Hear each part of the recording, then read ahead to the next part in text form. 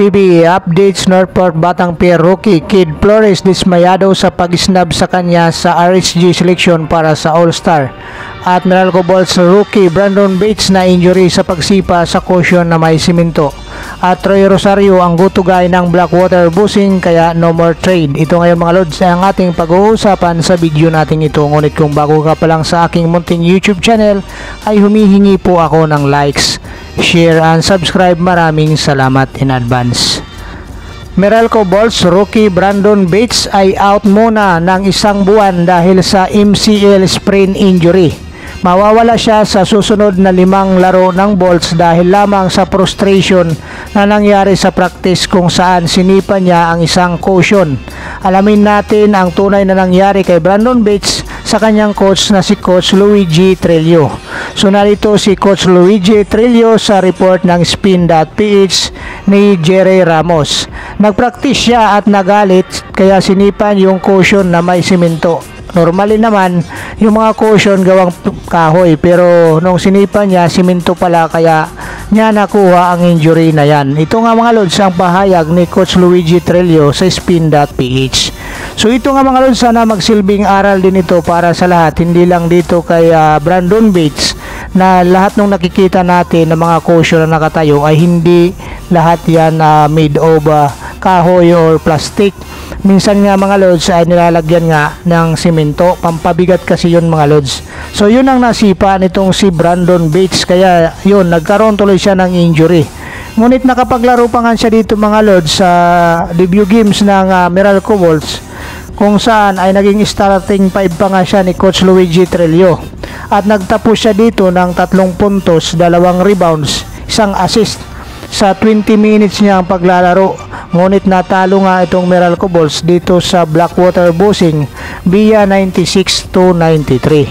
So ang sa atin dito mga lods ay maging aral nga ito para sa lahat na itong nangyari kay Brandon Bates ay malaking sugal para sa kanyang sarili.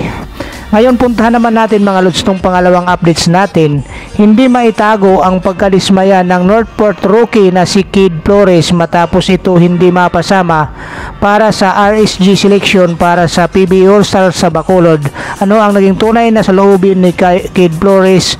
Atin alamin mga lods din dito sa report pa rin ng Spin.ph ni Sir Jerry Ramos kung saan ay binulalas nga niya ang kanyang pagkadismaya dito. Ayon sa kanya, medyo masama ang loob ko dahil ramdam ko na hindi ako nirespeto. Pero yun na yun kasi kung base sa stats ang basihan, hindi na sa popularidad, din nandyan ako. Ito ay magsisilbing motivation ko para sa paghusayan ko pa ang aking paglalaro at hangad ko makuha ang Rookie of the Year award para patunayan ko sa lahat na karapat dapat ako. Ito nga mga lods ang sinasabi nitong rookie ng Northport Batang Pier na si Kid Flores na paghuhusayan na lang niya ang kanyang paglalaro ngayong conference dahil hangad nga niyang makuha ang Rookie of the Year. Sa katunayan nga mga lods ay pangalawa itong si Kid Flores dito sa running itong nangunguna na si Stephen Holt ng Tira Firma Jeep para dito sa Rookie of the Year award. Kaya ito nga mga lods ang sinasabi nga nitong si Kid Flores ay dismayado nga siya dito dahil dyan sa hindi pagkakapili sa kanya para sa Rookie Sophomore Junior Selection. So hindi siya ang una dito mga lods na nagreklamo para dito sa mga PBA players na hindi napapasama dito sa PBA All-Star. Mayroon pa nga mas magagaling pa nga sa kanila na hindi nasasama at mayroon naman mga hindi kagalingan na napapasama. So more or less talaga mga lods, nandun tayo sa conclusion na for popularidad talaga ang seleksyon ng All-Star game ng PBA. So ang nananalo dito ay base sa boto ng mga fans talaga mga lods. Kaya yun ang katotohanan dito, hindi pinagbabasihan dyan yung stats, parang secondary na yung stats dyan mga lods. Ang nakikita natin dyan ay kung popular ka sa mga fans o kung kilala ka, so doon ka iboboto. So tingnan mo Richie Rivero, sino yung mga baguhan dyan na pumasok para sa All-Star Game. So yun ang katotohanan, kaya hindi yan bago para dito sa PBA. So dito naman tayo mga lods sa pangatlong PBA updates natin. Ngayon, pang-apat na conference na ni Troy Rosario sa Blackwater. Siya ang may tuturing na go-to-guy ng kupunan, ang barometer kung saan papunta ang kupunan, at patunay dito ang kanyang 17.5 points, 5 rebounds sa dalawang panalo ng Blackwater ngayong All Filipino Cup. Ano ang sinabi ni Coach Jeff regarding dito kay Troy Rosario sa kanyang performance, na makikita nga natin na itong Blackwater Busing ngayon ay nasa pauna na ng team standing sa 2-0.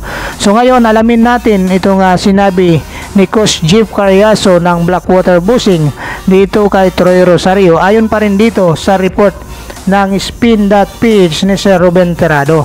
So Troy Rosario is our main guy at alam niya yan. Siya ang unang kinausap ko with regards sa understanding kung anong role niya sa team. So yun nga mga lods ang sinabi nga nitong si Coach Jeff Cariaso dito kay Troy Rosario, na itong si Troy Rosario ang kanilang go-to guy. So ngayon, ang tanong natin nga mga lods dito, so wala na bang mangyayaring trade dito kay Troy Rosario? Dahil base dyan sa paliwanag ni Coach Jeff Cariaso, itong si Troy Rosario ay team niya itong Blackwater Busing. Siya yung inaasahan niya dito na magdadala para sa Blackwater Busing. So sa magandang tinatakbo ngayon ng Blackwater Busing, so sabihin na natin mga lods, wala nang trade na mangyayari.